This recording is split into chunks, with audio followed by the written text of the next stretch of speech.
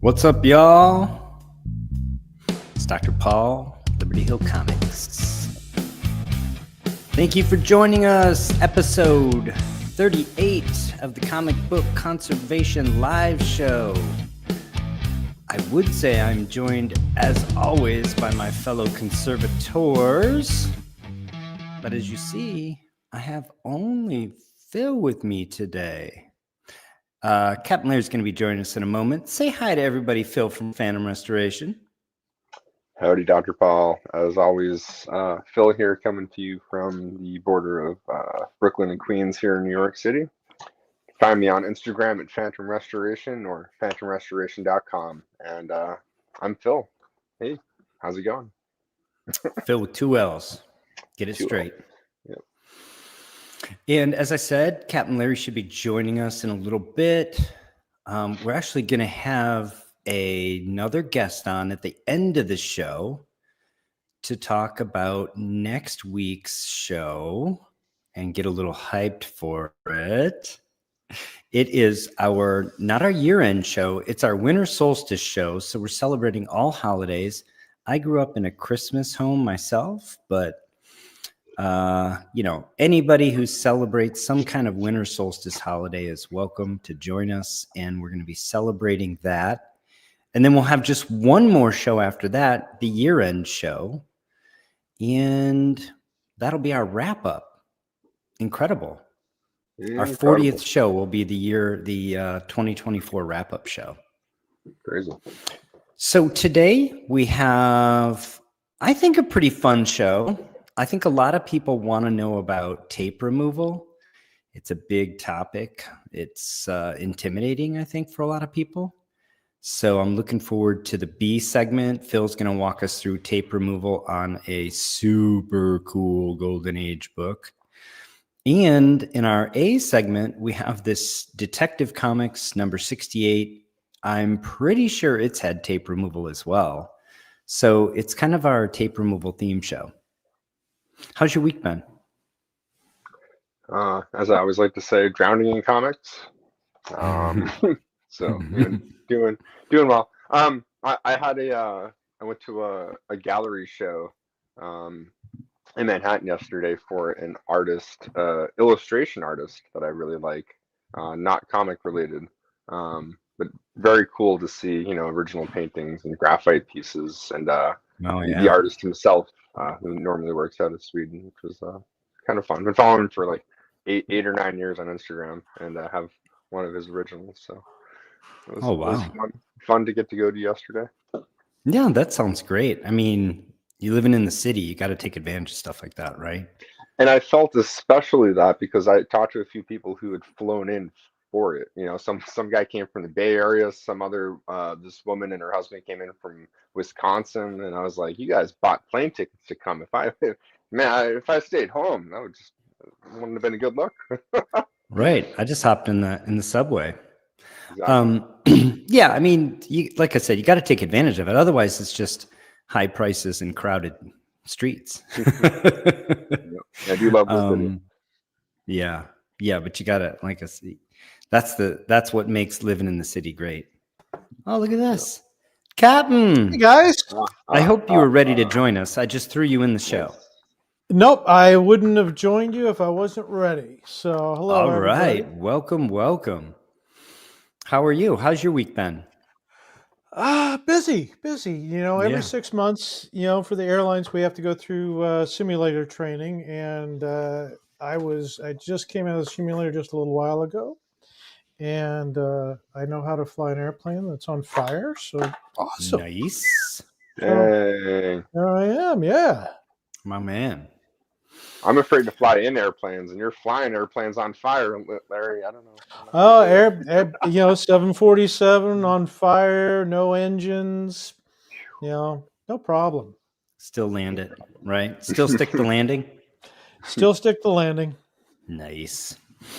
All right. Well, let everybody know where they can find you, Captain Larry, and we'll get right into our A segment. Absolutely. Yeah. You can find me most all the time on my Instagram. You can find me at Flying Elk Comics. I'm also on Facebook. I'm on eBay. And just send me a message, and you got any questions? That's about it. I'm fairly easy to find. Awesome. Thanks everybody for joining us. This episode, remember, is brought to you ad-free if you're watching it live by Jason Adrift. Thank you, Jason. Here on YouTube. Check out his channel if you haven't already. And if you want to contribute, if you want to get mentioned in next episode, we have a goal. Just hit one of those super chats. You can do as little as $1 or $2, and we'll mention you as a sponsor of the next show. So let's say hi to all of our regulars. Hugo Danner is here, says go Packers. Rick Nestor's here. Go Seahawks. The Professor Peter Alachi. Check out his channel, Experiments in Conservation, if you haven't already. Don Carter, welcome. Maurice Devereaux, hello. Gerald Yates. The aforementioned Jason Adrift. Vulu, welcome. Rick Nestor, I think I already mentioned. I'm just going down the list. All right, let's get started with the A segment. So this was fun. Either of you guys ever own this book or read it or know anything about it? I've owned a single copy that I sold years back. Yeah, it's a neat book. I like it. It's an early one. Yeah, first cover, Two-Face. I wish Two-Face was like a bit more prominent because I really like the cover otherwise. I just feel like he's a little too... They didn't sell Two-Face very well here. Look at that. Yeah. Don Carter already hit us. $10. Thank you so much, Don. Thanks, Don. Next episode's on Don Carter. I think everybody Aaron, give him a hand. Thank you, Don. But I think Aaron Eckhart looked fantastic in the Batman movies as Two-Face. They really did a good incredible. Yep. Yeah. Two-Face is, this is early Detective Comics, 68, 1942. Wartime. Yeah, we're still building out the Rogues Gallery. So this is Two-Face's only his second appearance, and as we mentioned, his first cover. So let's get right into it. I would actually say just a rare book because fewer than 100 Universal in the census for a run like Detective, where I'm going to guess, especially with a key like this, most of them are slabbed. That's a rare book, right? Yeah. 2 signature, 21 restored, 3 qualified, only 2 conserved. So we're going to be talking about one of them today. Median grade is 4.5. Again, October 1942. So the war is really just getting going. This is kind of an early wartime Golden Age book. And first Two-Face cover. As far as fair market value, these are data from Go Collect. We had 3 sales in our sort of range, our grade range, in the last 12 months. So within the last year, we had a 4L sell for $28.80. We had a 1.8 sell for $16.26, and we had a 0.5 sell for $1,195. There's always price compression down here. So to me, looking at 0.5 to 4, and then looking at 4.5 on up to about 6.5 or 7 makes sense because that next section is kind of linear. And then above 7.5 or so in the Golden Age, you often see it go nonlinear. So there's sort of 3 sort of segments to the price curve. So Go Collect uses those data, does some interpolation, takes into account there's some price compression down here. They have, although we haven't had a sale of a 3.5 in actually some time, they have interpolated the fair market value at 2,100, which seems about right to me. Could it be a little higher? Maybe, but there's a lot of variability in these data. One of the things that actually throw these data off is at 4.5 and at 5, there were 2 really wacky sales where the 4.5 sold for like $1,000 more than the 5 or something. So, these are all estimates anyway. So we're taking 2,100, and there've been enough sales, although there hasn't been a sale of a 3.5 in the last year, there've been enough sales to, I think, make that a real number. And here's our book. I mean, it presents really well. I was going to say, that's a nice looking book. It's a nice book. I think you guys when I said, have you owned it? And you said you wish. I think you might be, I think you'll be pleased at the price that it brought. Let's have a closer look. So this particular one was slabbed just August of this year. And obviously it's conserved. Conservation includes tear seals to cover and cover reinforced. And grader's notes indicate chip out bottom of front cover, chip out top of front cover, light tears to cover, moderate creasing to cover, spine reinforced, tear seals, cover conserved. So the conservator here didn't, as far as I can tell, did not do a aqueous bath here. I think what happened was we got tear seals and reinforcement of the spine and reassembly of the book. I do think there was some tape removal, and I'm going to show you some close-ups of that. And I think that's why the spine reinforcement and the tear seals really went a long way to fixing this book up. Well, looking at it, I think the 3.5 grade was maybe a little bit harsh on it. It could be a 4, but it's hard to say. I'll show you some closer images, and we can reevaluate that. So here's the top half of the front. You see that, there's a chip there between star and hit, a little bit more lost along those edges. Here you can see on the top staple, I see it. I see it There's sort a of shadow. looks like a tape shadow. Yep. Yeah, And then I that's see that- definitely a tape shadow. And there was some ink lift on the October. Yeah. And then there's a tear there that was sealed that goes from the top arm of the staple over to the C in October, in Oct, right? So to me, this is perfect repair for conservation. This is exactly why you want to conserve a book, right? Prior to that, it had tape. That tape was just destroying the book. Prior to that, the cover was loose or detached and was in danger of ripping further. This is really, for me, it's kind of like the sweet spot of why we should be conserving books. Perfect. Well done. I would have considered an aqueous bath because look at how a little bit dingy the yellow and the white fields are. I would have definitely cleaned that. Yeah, me personally. But I get the trade-off there, and I get that somebody may not have wanted to do that. And I also get that, frankly, there may be more fair market value in it if you don't do that. That's just a preference thing. Just for the sake, too, of argument. It could always be done in the future, right? Yeah. The interior page quality is white. Also, too, for anyone watching, whenever you're looking at a book, it's a common misconception that the page quality you see has a relation to the cover quality. Has nothing to do with it. When you see page quality, they're specifically talking about interior page quality. Interior pages only. For cover, you have to kind of read between the lines, and they're not going to say the cover's in good shape, but what you'll see is minor, moderate, or severe cover tanning, and that kind of tells you that the cover paper quality has started to degrade. Right. So in this case, the interior pages being white, I can understand why they thought maybe the cover has no tanning. I could see why you said it's a little dingy, but otherwise it's pretty nice. And they were like, you know what, let's just leave it alone. Yeah, like I said, I think it's a value judgment. I don't think I would certainly never chastise somebody for choosing not to do aqueous bath here. For me, I see just a bit of a yellow cast over everything, not just the whites and the yellows, but really over the blues and grays and greens, right? And I think if you get that off, this cover is actually going to be brighter, not just the whites. The colored areas are going to be brighter.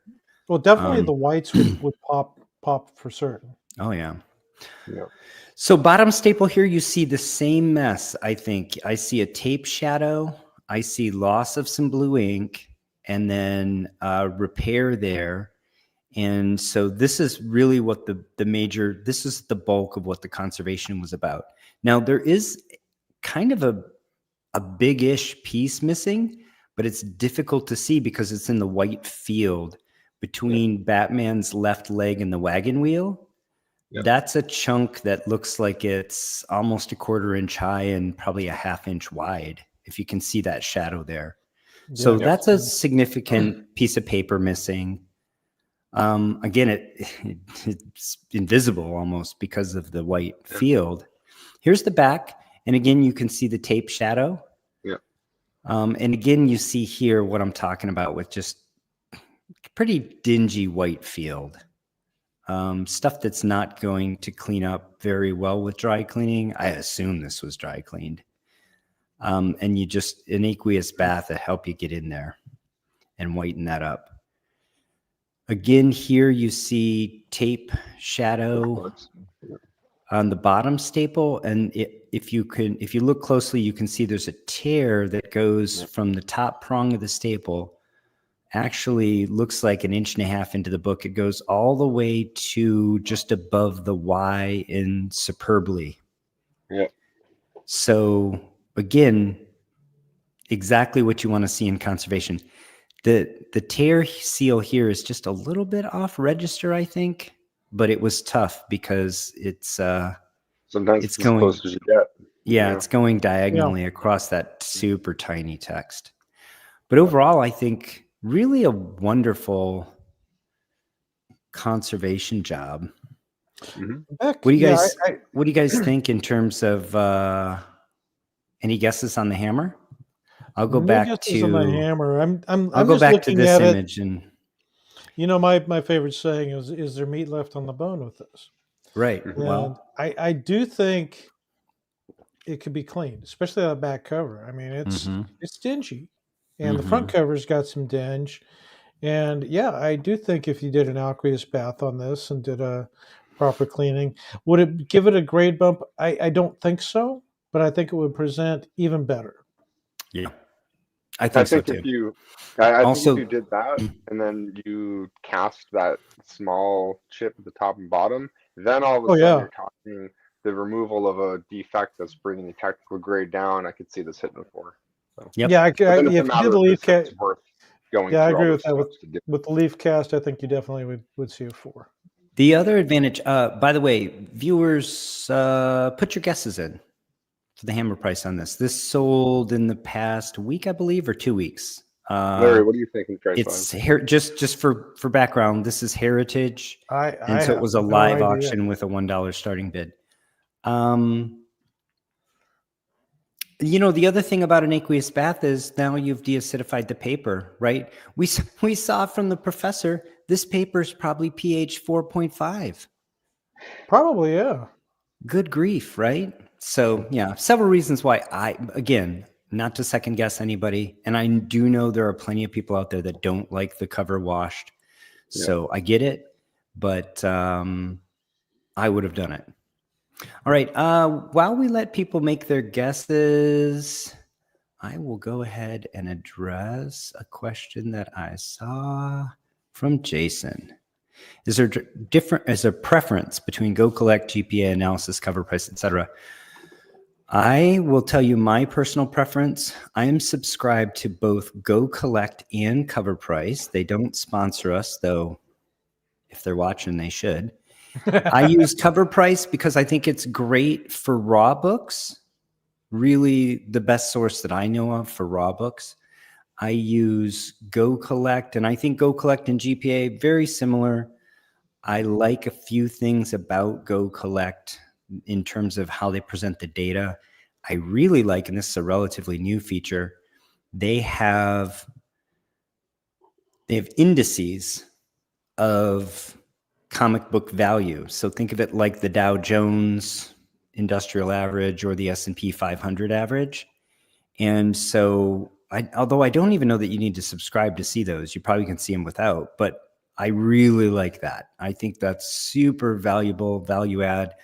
I am so interested in that. I could do a show every week just going through that, just going through their updates on that. I think it's fascinating. But, look at both of them. I think, personal preference between Go Collect and GPA, in my opinion. If you sell on different platforms, they often will give you the GPA data. I think GPA has a little bit more market share. I think more people use GPA than Go Collect. I use GPA and Go Collect.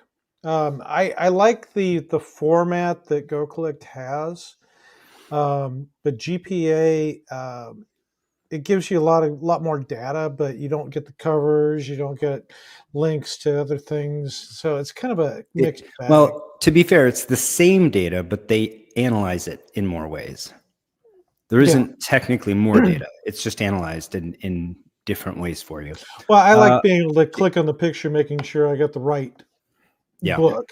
Well, I often, both of the bots that scrub for both of them make mistakes. And I often find, last week, I think it was, I mentioned that at grade, so at CGC 5.5, there was a Hulk 181 that somehow sold for $900 on eBay.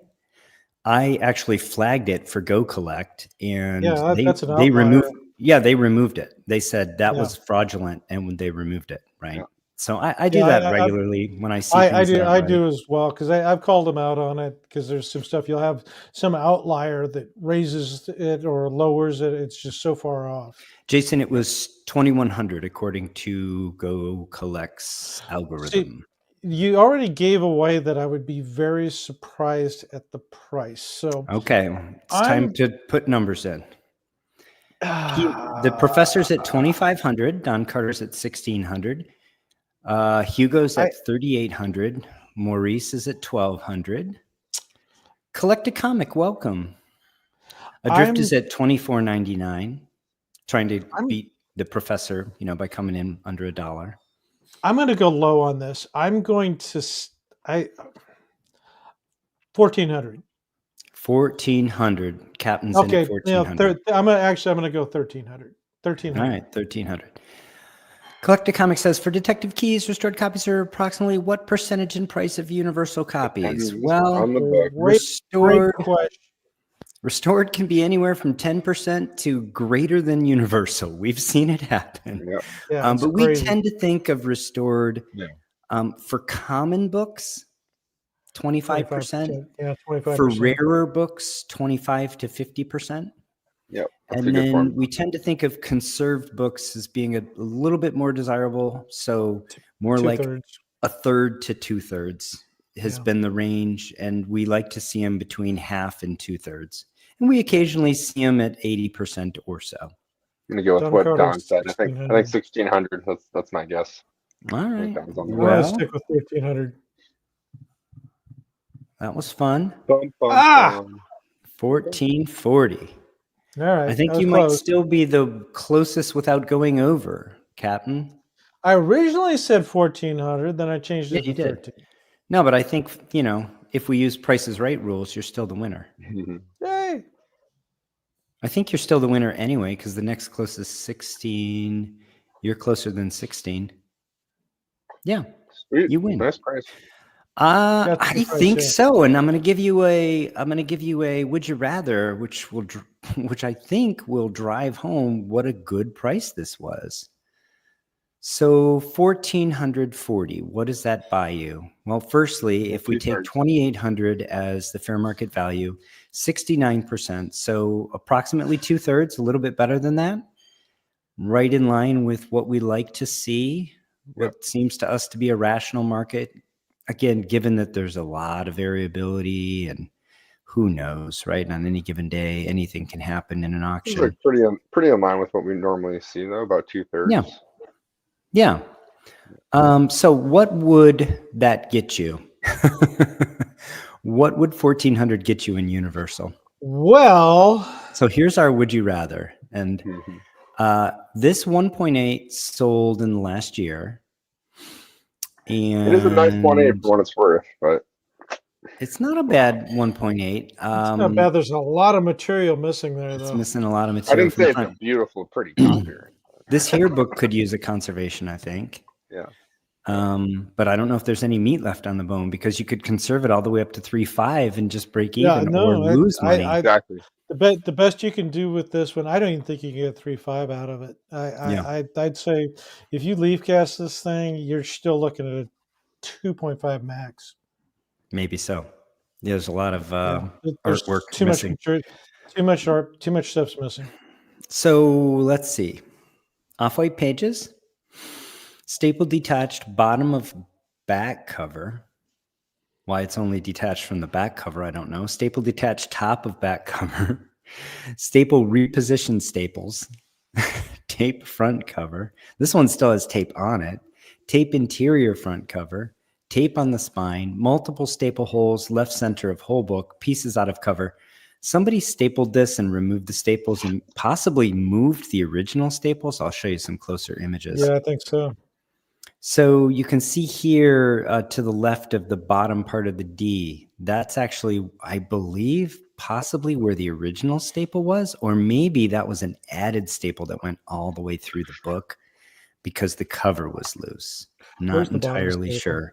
Actually, it's probably more that, because when we look at the back, I think there's 2 extra sets of staple holes, and that would indicate somebody just took the whole thing and went all the way through it. Good chunk, yeah. Yeah, here's the bottom. You see the same situation down there where there's a staple that's been removed. You can see the tape along the left spine. You see all that material missing on the right. Some kind of bug chew or rodent chew, I would assume, although it's a little odd that it's only on the cover. Doesn't look like it really gets to the interior, but yeah, some kind of silverfish or something. Yeah, I'd say bugs of some sort. Back cover. So here you see that other staple hole. So this is why I think somebody, this cover was loose. And in addition to all the tape, they stapled it right through the entire saddle stitch, right? And did the same down here, plus put some extra tape, plus put another extra staple. So this is what I would call a soup sandwich, this book. I mean, it's complete. But look at this. It's sold for $1,600. Yeah. So this is $200 more than our 3.5 conserve. So I would take 3.5. 3.5 hands down. The 1.8 is just, it's ugly. It doesn't present well to me. Yeah. I think the 3.5 is beautiful. It's a no-brainer because, I mean, if you really wanted to play the game, buy the 3.5 conserve, remove the conservation, resubmit it. There's no way it gets below 1.5, and then you already. I agree with Phil on that. At least at a 1.8, which means then the book's worth. I mean, plus grading fees and everything. You know, you can technically maybe get more equity out of the book by removing the conservation, and we don't ever advise that, but sometimes there's a weird area, gray area. Yeah. Yeah, because of the price compression, you know, the value of this book is $1,800. I think even in a, what did I say? In a 2? Also, something's always worth what someone else is willing to pay for it. So just because we're looking at auction prices doesn't mean that if you go to privately sell that conserved copy, someone might be willing to pay more than that universal compared price. So maybe removing it doesn't necessarily make sense. On paper it does, but you'd have to look at it, but I would say the 3.5 definitely presents really good, and I agree with Phil. I mean, it's just there's no color touch to it. I think if you took the conservation out and resubmitted it, you're talking a 2.5 to a 3 universal. So I think this one's I think this one, there's probably not going to be any dissenters on this. I think everybody'd rather have this conserved book. Yeah, I think so. Hey, Aaron, welcome to the show. All right. Well, that was fun. Like I said, that's, book. I mean, any detective with the large logo, I'm probably in, you know? Yeah, you get that broadband, DC logo. Nothing against some of the campy stuff, but this is kind of a cool, cover from an era where they're table topping someone or Robin's on Batman's shoulders. And some of them, as much as I love Batman, they're not cool covers. I think this is a cool cover. For what it's worth. Yeah. No, like I said, any of the detective books with the large logo, with the giant trade dress that takes up 40% of the book. I mean, as a matter of fact, there aren't that many issues of detective I'm interested in after that. Once they go to the small logo, I've lost interest for the most part. So anyway, I hope everybody enjoyed that. A little bit more housekeeping before we move on. because we had some folks join us next week. 1 week from today is our penultimate show of the year. It will be either on the winter solstice or the day after. So we're going to celebrate all the holidays on that day. And I personally grew up in a Christmas household, but whatever you celebrate, come join us, spend that day with us. We're going to have a very special show. And we're going to have a guest join us for the end of this show to give you a teaser for what the next show will be about. And then 1 week from that will be our year-end wrap-up. We'll have our last show of the year will be episode 40. And we'll do a retrospective and look back on 2024 and some of the big books that we were able to acquire and just have fun. So with that, let's jump into what everybody's really here to see. And that is this tape removal project, this conservation project, I should say, that involves tape removal and on this super cool Golden Age USA comics that Phil worked on. Hey. That's a gorgeous cover, Isn't Yeah, it? it's a sweet book, huh? I love the colors on that little Nazi. Yep. Tank drill. I mean, New York Tunnel. You know, there's not a whole lot of. Oh, I books didn't. that I just show- saw that. Yeah. Yeah, that show. You know, there's that one infamous one where they're in like the submarines and walking in like an underground tunnel just outside of Manhattan Island. But this is New York Tunnel. This is close to home. You know, so. Close to home. Yeah. Who's the artist on that?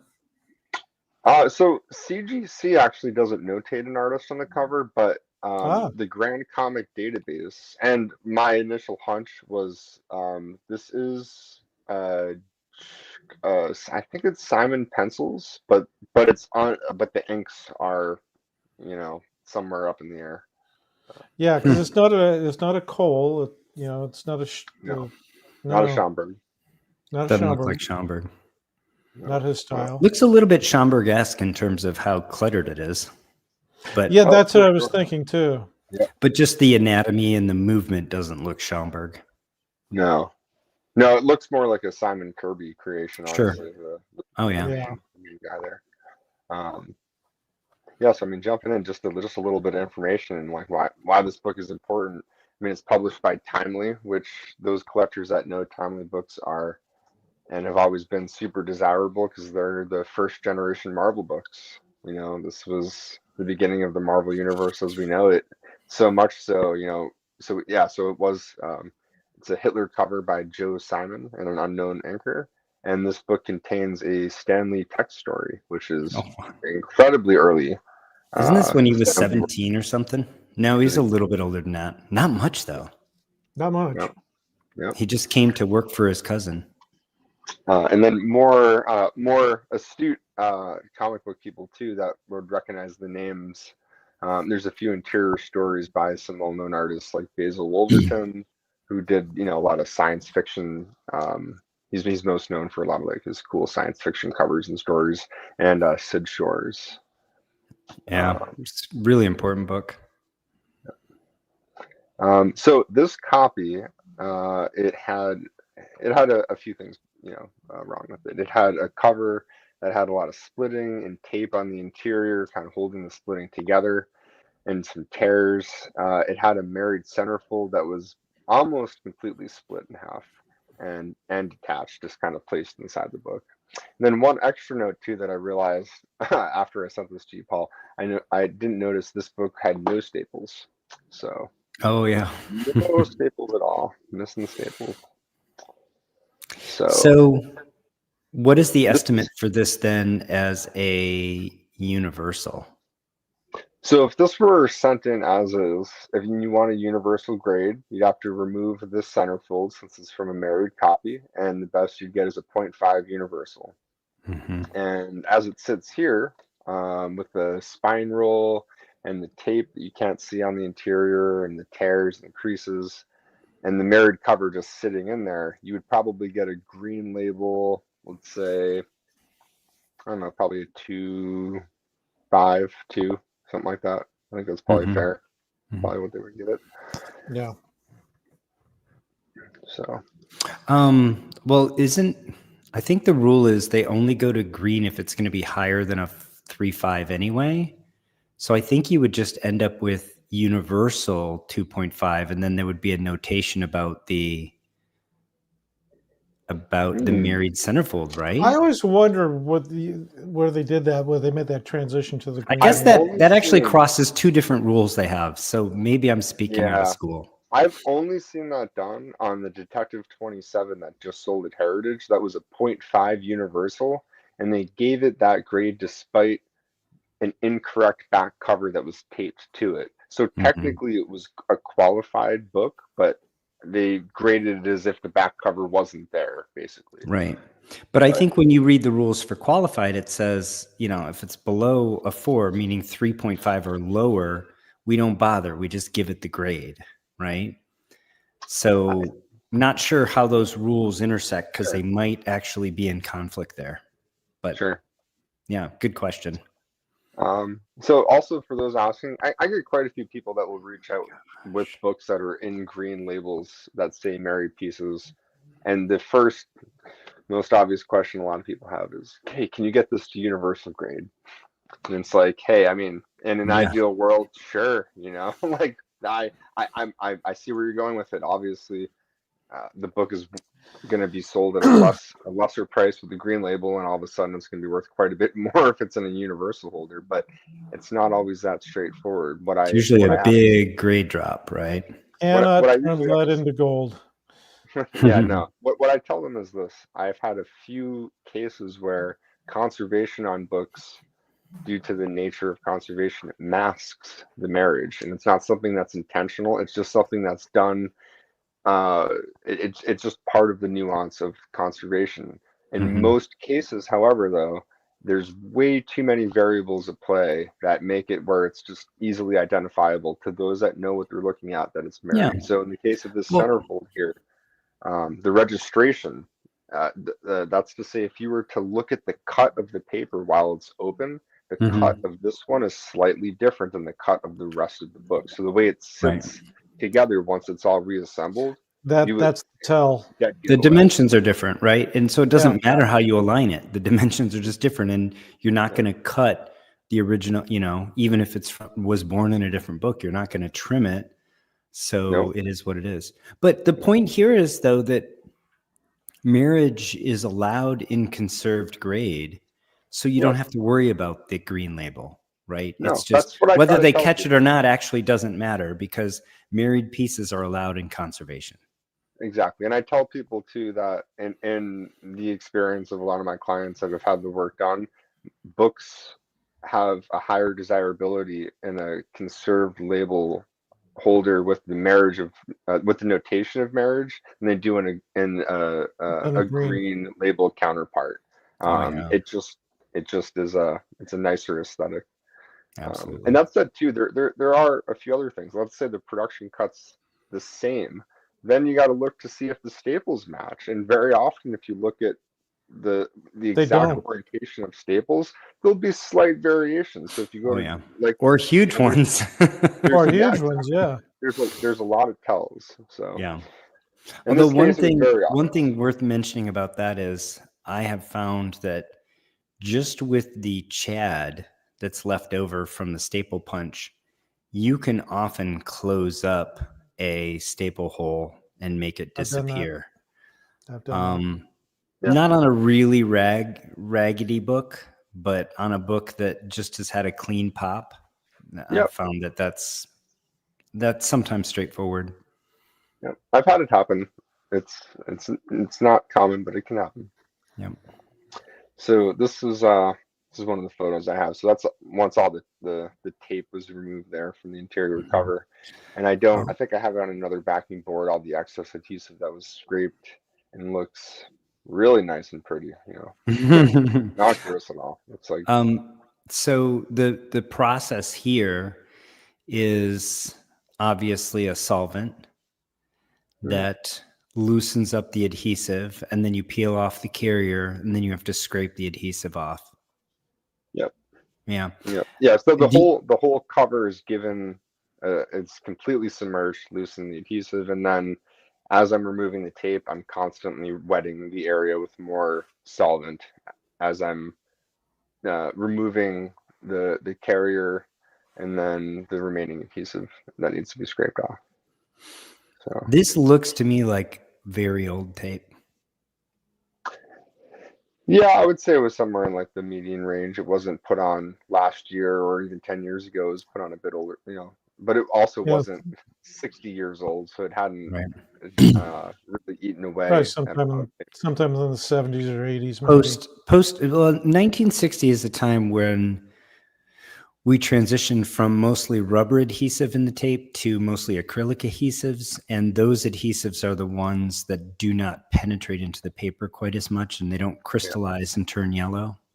Yeah. So post 1960, but probably pre 1980-ish or 70 anyway. Are you going to show us another picture of this house ad for Captain America, or do we have to go back? Oh yeah, no. There'll be. Okay. I got some more pictures. There's going to be a point when I want to stop and ogle. Yeah, no, they're awesome. They really are great to look at.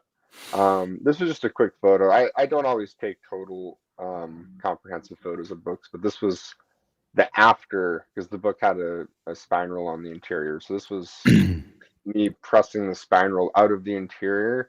And no mending was done on any of those wraps yet. It was just in its final state, no staples there, as you can see. But you can see once it's the spiral was taken out and it was repressed, you can see how basically the staples were kind of just popped out there. There's a lot of tears, a little bit of paper missing. Wow, Captain Terror, he's got this hook for his right hand. Although I guess he's a giant, so he's got that going for him. He had to learn to shoot the Luger with his left hand. Although I guess that's Captain Larry's normal way of shooting. Yes, sir. I'm a lefty.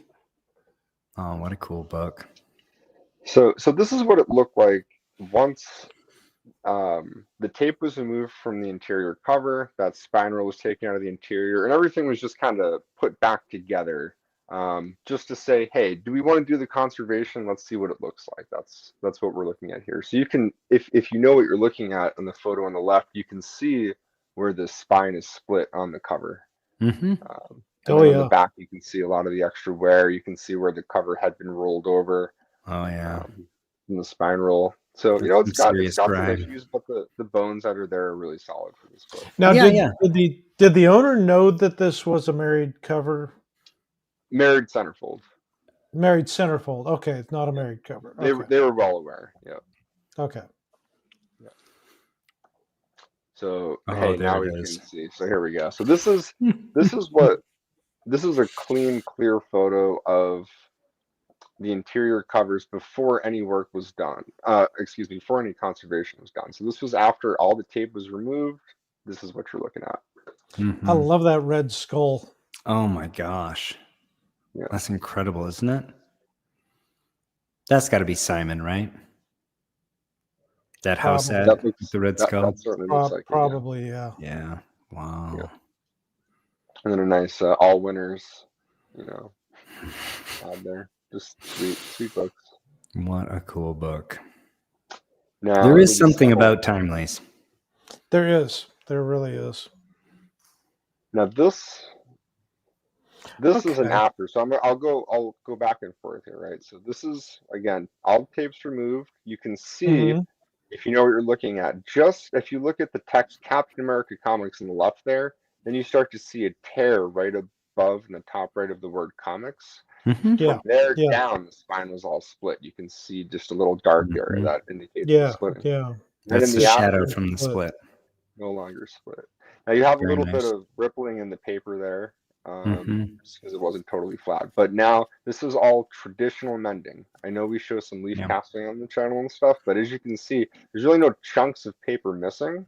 Everything's there. So traditional mending. And this is working the paper dry. Most of your clients want that, which tend to give you these ripples. It can. Well, which just you'll for the address sake of- later, but if you can look here, what you're seeing is the ripples are already kind of there before I did any mending. sure, yeah. That is one. That is one. I don't want to like use the word trade secret. That's kind of a harsh word, but for the lack of a better word, trade secret. You know, I am very versed in being able to do traditional spine split seals mending without getting tide marks on a cover here that wasn't washed, which is something that is, unless you know exactly what you're doing, you're going to leave tide marks because just the wheat paste itself that you're using has just trace amounts of water. The methyl cellulose. Not even trace. It's by volume. It's 98% water. Yeah. I don't do it, frankly. Right, like people that know that have watched the channel for a while, they know that I just will wet this page. I won't even try to do that. And there is a trade-off. Phil's a professional and he has customers he has to keep happy. And there are a lot of folks that do not want a cover to go through an aqueous bath. And that's why he's basically had to learn this skill. It's slowly starting, but yeah, really, I mean, I conserve, you know, for myself and a few friends and occasionally, you know, obviously for entertainment value. I will just, I'll wet the whole page. So the trade-off is I've now got a cover that's going to get the cover clean notation. And for some people, they believe that that's a less authentic item now. On the other hand, I deacidify it and I definitely don't have any tide lines and I get a slightly brighter page. And when I'm done with it, typically it's billiard board flat. But again, Phil's doing something that, I can't do this work. This is, he's sort of handicapped in having to work this dry, in my opinion. Well, you looks got to work with what the client wants. Exactly. Yeah. When I first started doing this and I looked at some books, you can see obvious tide marks, and I was like, "This is an issue." You know, you don't want to. That's causing more. You don't want to create issues by solving problems. Yeah, me personally, if it was my book, I would totally do the aqueous bath on this than do the seals. That's understandable. Yeah. Even if we just wet it on a vacuum table, like we don't even have to do a full submersion. Yeah. Right. Yeah, you can just get it wet. Yep. So now here's what it looked like once it was all done. That was beautiful. I don't have scans, unfortunately. Sometimes I take nice before and after scans of books. This was one I didn't do. I got some pictures, but you can just see on the bottom there, you know, that's like what a newsstand fresh book looks like. You get that little gap at the center full, but you can see how the cover's all flat. That's what you want. Looks great. Looks great. Beautiful. In hand, this book, once it was reassembled and pressed, I gotta say, chef's kiss. Really, that's one of those pat yourself on the back jobs. Phil, that looks great. Looks fantastic. Oh yeah, what this book has been through and the state it presents in now. Well, the fact that these books are over 80 years old now, I mean, it's just holy shit. You know, that's old. There's also there's subtleties too that I like.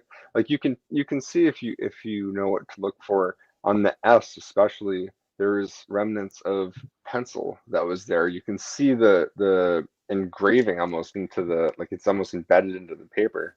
And one of the very first pictures in the slide, you can see there was more pencil and some dirt on that S. So I was able to kind of clean up. All those little things make it where there's still a defect there for writing, but at least aesthetically, your eye doesn't see dirt on the edge where the black is on the S. So it looks cleaner than it would have.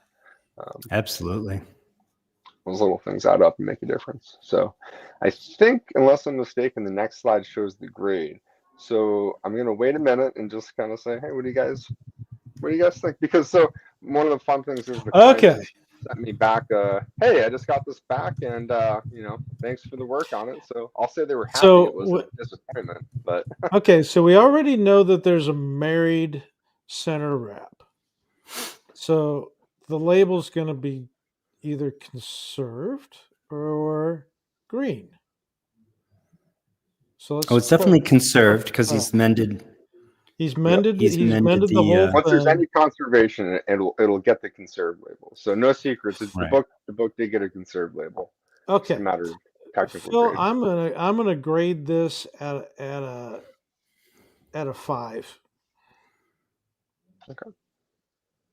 Now, also I wish I had better, clearer photos of the back cover too, but just for the sake of just looking at it again, just remember, while everything was mended here, you still do have tears there, that were there with some color loss. But then again, just for context, this is not the final state, but this is showing defects that were not going to be removed with the mending or the pressing. So that's what the back cover looks like. So there is a fair amount of wear in the back cover there on the edge. Now, did you clean the back cover? Just dry clean?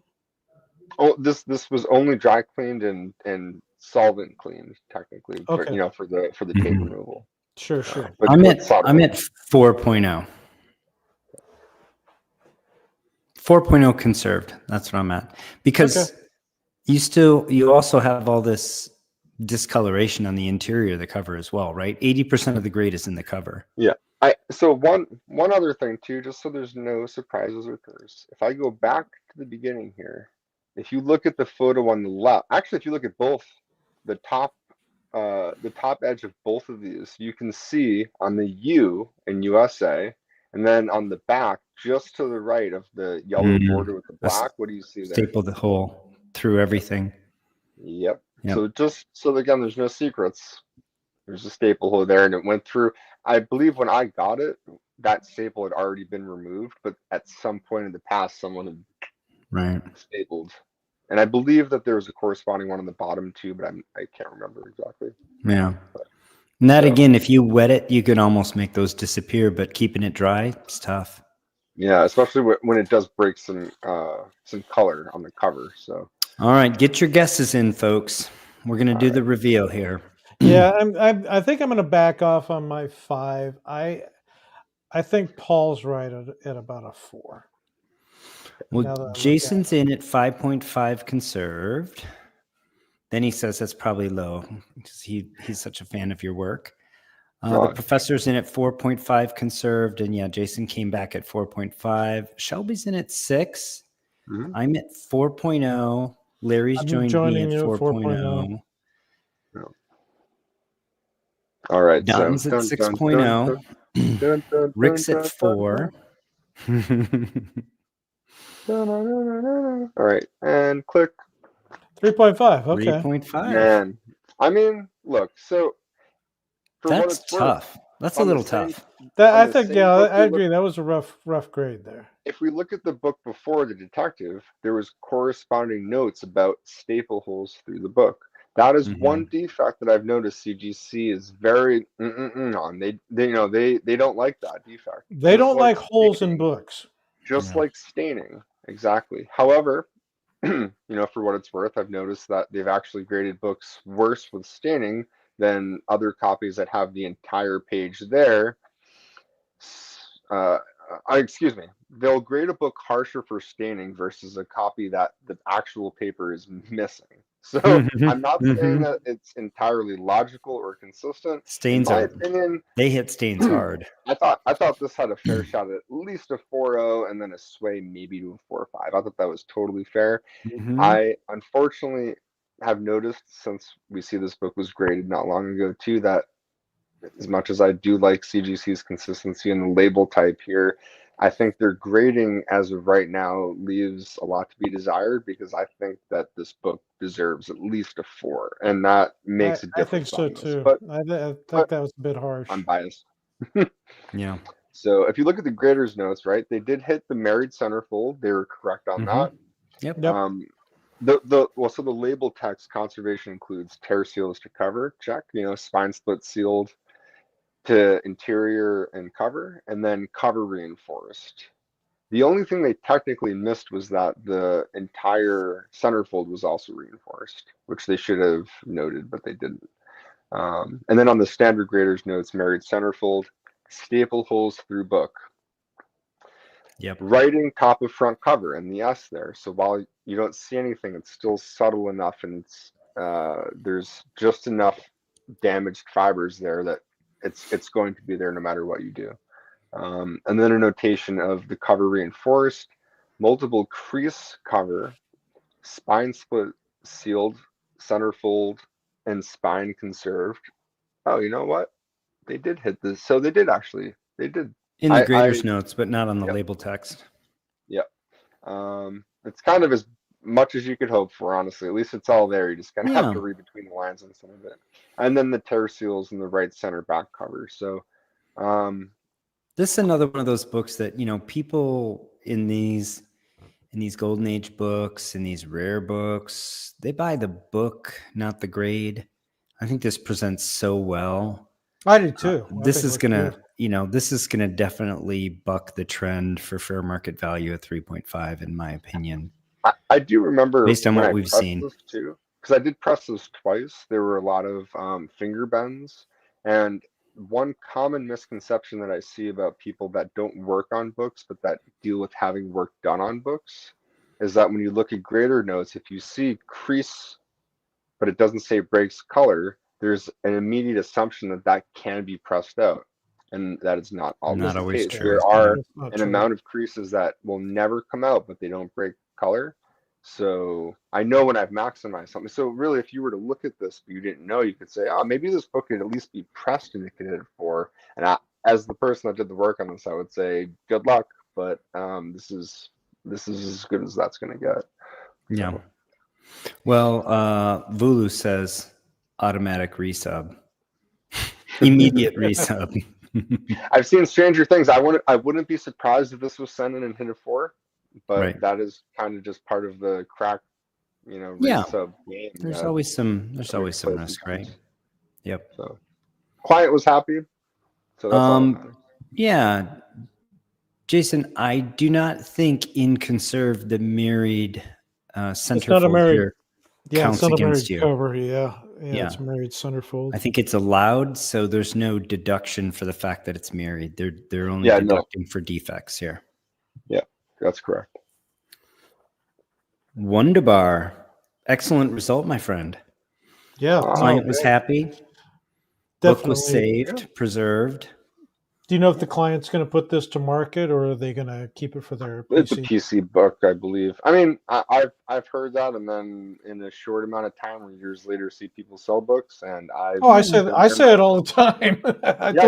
No, that's for my PC. No, then the next thing you know, it's on eBay.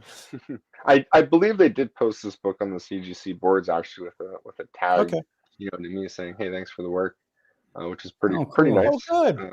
That's nice. Yeah. Collecting community. So I believe it's part of his PC. I have no, if you're gonna get the book and immediately put it up for auction, as long as I get paid at the end of the day and I know I did good work, I don't care what. Phil, you did a great job. I mean, I'm looking at this thing and it just presents so well. It looks great. Buy the book, not the grade. And if you're looking for a copy of this, you'd probably be hard pressed to find a 3.5 that looks this nice. I think it's a very attractive copy of this for what the technical grade is.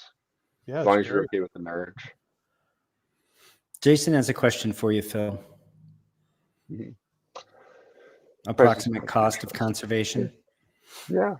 So tape removal starts. This is what I often say is that the cost of work almost always dictates whether the job makes sense to do or not. So generally speaking, a treatment like this on a book, it's only going to be done if the book is worth in its current state at least $1,000, and if not, you've had the book for a little while, because the cost would be roughly tape removal starts at $175 to $200 for fully taped spines. This book had about that much tape, so you're looking at about that for the tape removal.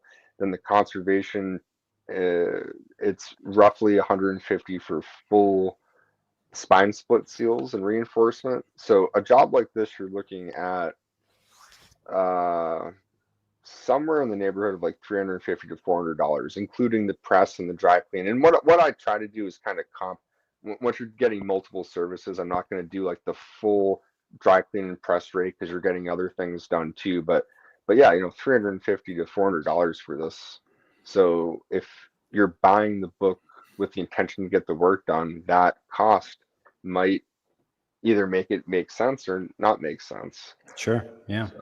Well, in context as well too, the higher value books, now you start charging a percentage of the book's value rather Correct. than the actual service. CGC will do it for you, but they're I think they're, what are they, 3.2% or something like that of Yeah. the fair market value. That's pretty. It It's can get pretty steep. They do 4%, and then if you have a premium account, you get a discount on certain services, and then it will end up being about 3.2. For like my standard cleaning and pressing rates, I have 3 to 3.5. So technically, I'm kind of just under, but I'm Okay. just over 2, depending on if it has. Well, a it makes bad it spine makes goal. it competitive, and I'm going to Yeah. tell people send your work to Phil, and he'll fix it for you. Yeah. Simple Jason as that. says, seems very reasonable to me. Seems very reasonable to me too. I'm pretty sure I would charge more than that. So that's why one of the reasons I have a book with Phil now that we're doing a long-term project on. Great segment. Appreciate it. Appreciate you pulling that together. Yeah, that's really appreciate good. all the commentary on it.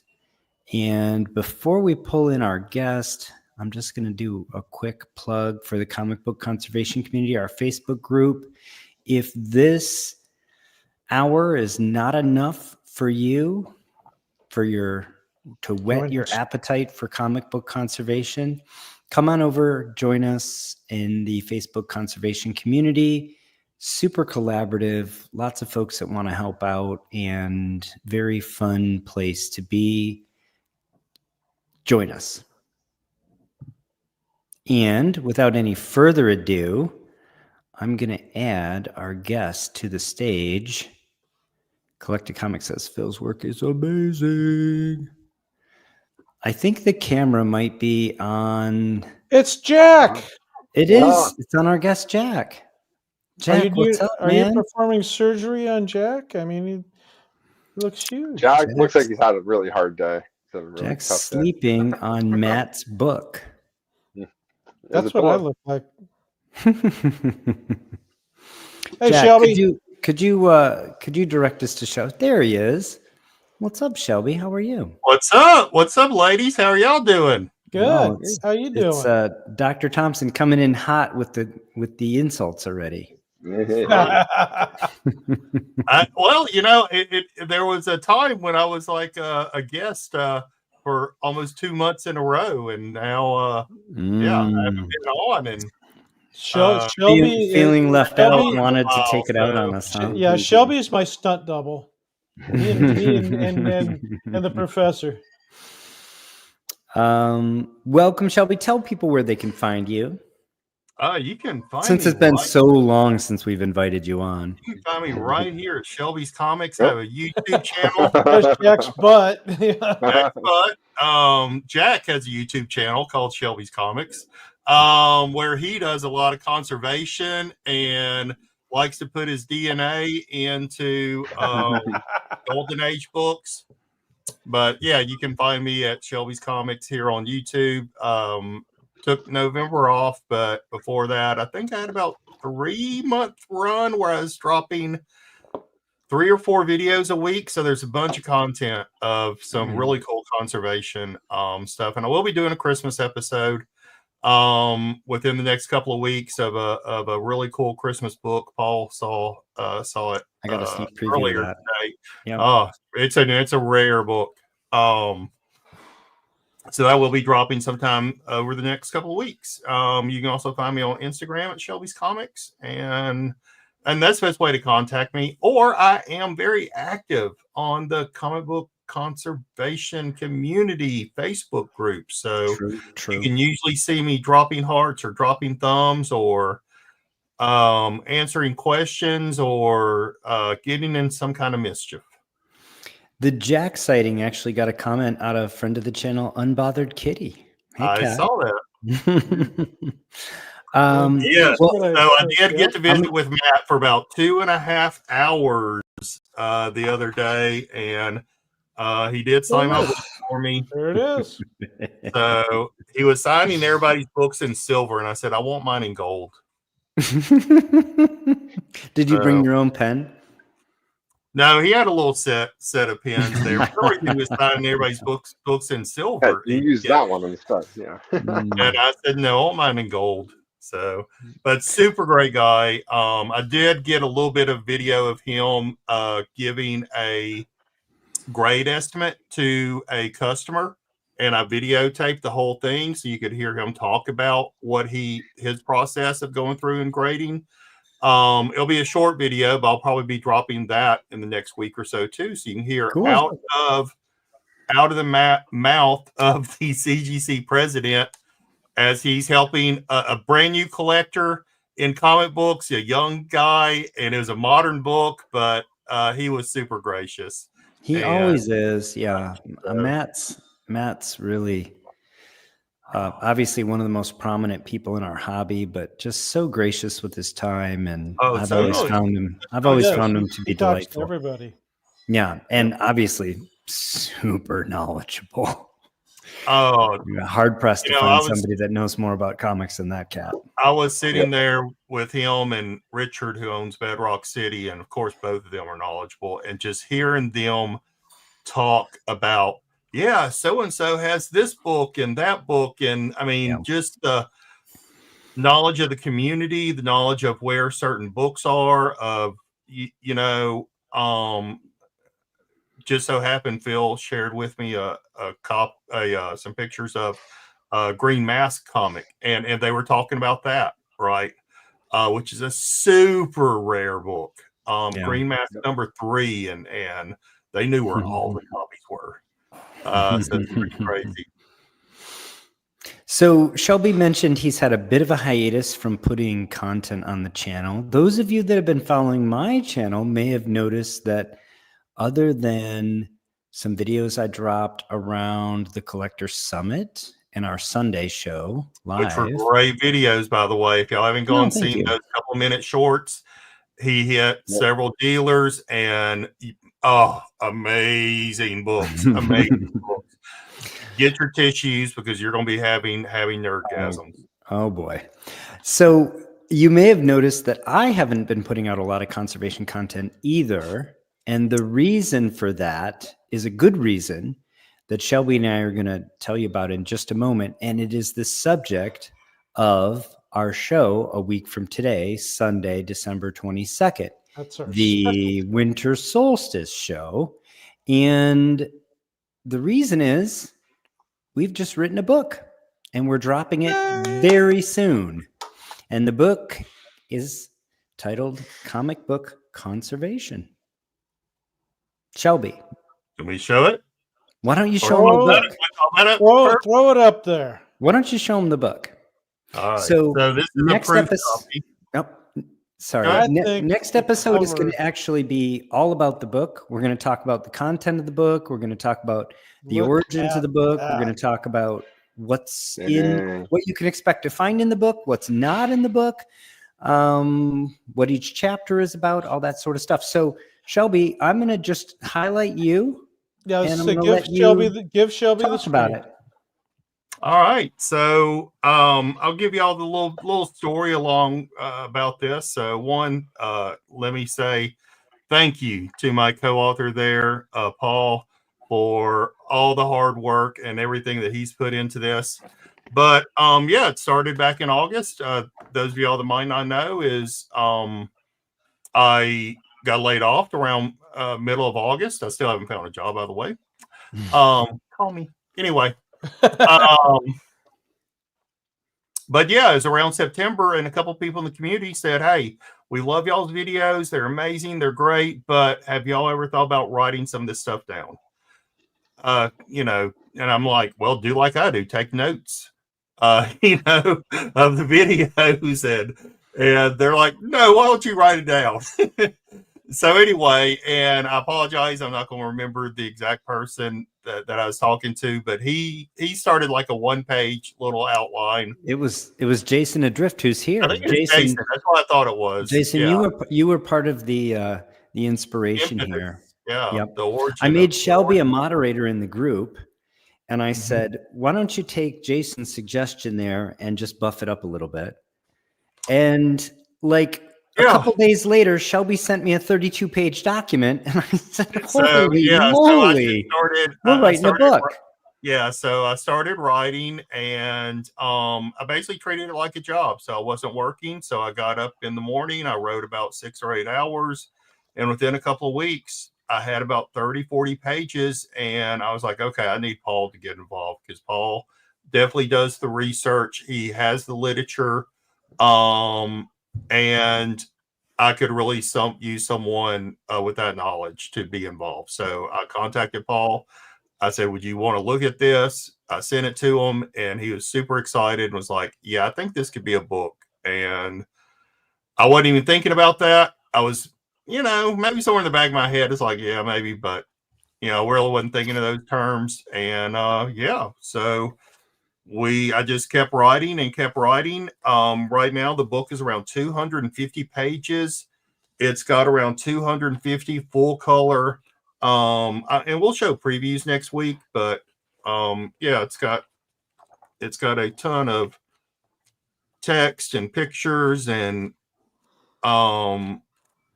everything you'd want to know about it, about conservation, but was afraid to ask. Now, Shelby, that book looks like a completed book. Is that just a prototype? This is what's called a proof copy. I needed to look at the artwork before we did the final. So this gives me an opportunity to go through all the illustrations. If you don't know, my first degree is actually in graphic design. So I did all the graphic design for the book. I think that cover just rocks. Yeah, I did all the typesetting, everything for the book. It's beautiful color images. No, it's amazing. It's amazing. One of the other things that's great about it is that we have a ton of content from the community. So Shelby and I both just are collaborative by nature. Yeah. We just like to engage other people. And so pretty early on, we both were like, hey, we got to get some other people involved. We could have put this book together with just our own content, but that just is not, again, in our nature. And so we reached out to a lot of folks in the community and said, especially projects where, look, okay, there's a section on tape removal. And we're like, well, who's done some really great tape removal? Well, my man Phil has. So maybe we can get him to contribute some images for this section on tape removal, right? And the section on leaf casting has some content from Larry. The professor's got some content in it. Many of you do. You know who you are. So one of the other great things, I asked permission from all of y'all. Yes, you did. And all those folks will be credited. They're all credited in the book. Yeah. One of the great things about it is, in addition to the collaboration that's been really wonderful between myself and Shelby, is that it's really been a broader comic book conservation community collaboration. It's really a community book. I mean, it is. You guys are the authors, but there's a lot of people that contributed to this book. You guys should be very proud. Phil and I have had the privilege of proofing some of this stuff as it is getting built. And guys, this is an amazing content book. And I was just looking at some of our questions. Gerald Yates right there says, are you going to do a Kickstarter? Shelby. Yes, we will be announcing that next week. I just finished a lot of the details, and Paul and I setting up all the rewards. So next week we'll actually be showing the Kickstarter, and it'll kick off probably so the show's on Sunday, so it'll probably kick off probably Saturday or Sunday. Yeah. And you'll have an opportunity to, of course, help support us. The book is pretty much done, but we could always use a little bit of money to help with the initial printing costs. And of course, a lot of it is, if you were to hire a visual designer to do this, it'd be $1,000, so I wouldn't mind getting a little bit of cheddar for the amount of time that we put into this. Cheddar Shelby's direction. the amount of time we put into this, honestly, neither Shelby nor I. We're not going to make. We don't really even expect to make minimum wage on our time, frankly. It's been a labor of love, but if we can get some of that, some compensation for the time that we've put into it, especially if people find value in the book and it helps them and they think it's a valuable resource, by all means. So the rest of the details, that was our teaser. The rest of the details will be next week. As Shelby mentioned, we will be launching the Kickstarter. We'll announce that and provide links for you. We'll be showing a short video promo. We'll be going through some of the chapters, showing you some of the artwork, and telling you more about, again, the content, what's in it, what's not in it, that sort of thing, who it's for. But we thought we'd give you a little teaser here, maybe get you excited for next week. And again, that'll be our Winter Solstice Happy Holidays episode. So it's going to be a lot of fun. Make sure you tune in. Tune in 1 week from today, and we're going to have a lot of fun. Oh, and should we tell them our connection with? Nope. Well, we should hold on. No, hold on. We're gonna save that as a surprise. Save it for the surprise. That's a good surprise. Okay, that'll be the surprise. All so right. Everybody tune in next Sunday. Right. Big surprise. I will say this: there will be the book. You'll have your choice of venues to purchase it from, and it will be available in a soft cover, a regular hardcover. And then it's going to be available also in a deluxe edition that will be signed and numbered. So you'll have options. And of course, it'll also be available electronically. So you'll have options. You'll be able to get it through your Prime account electronically or in softer hardcover. And then you'll be able to get also those options through the Kickstarter. And there'll be different places for you to acquire it depending on where you want to get it. Yeah. So, it'll be available early next year. Yeah, it'll be available early next year. You will be able to buy it on Amazon, but of course, we'd love for you to support us on the Kickstarter. And instead, if you can, you will get a little bit of a discount. Plus, you'll get all the digital extras. But that's a discussion we can have more next week. And then we will be hitting other areas. Like I am in the process of working with Barnes and Noble. Also Diamond. I didn't tell you about that. Matt and I was talking about Diamond. And Penguin House. So it could be available in your local comic shops also. All right. Well, thanks for coming on, Shelby. I appreciate it. Thank you for this collaboration. It's been a ton of fun. And that wraps up our episode. I think we should let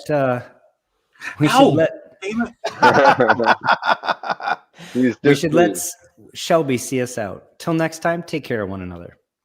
All right. Hey, thank you all for joining us tonight. And remember, peace, love, and comics. Bye. Bye. Thanks, Don and Jason. Thanks for tuning in, everybody.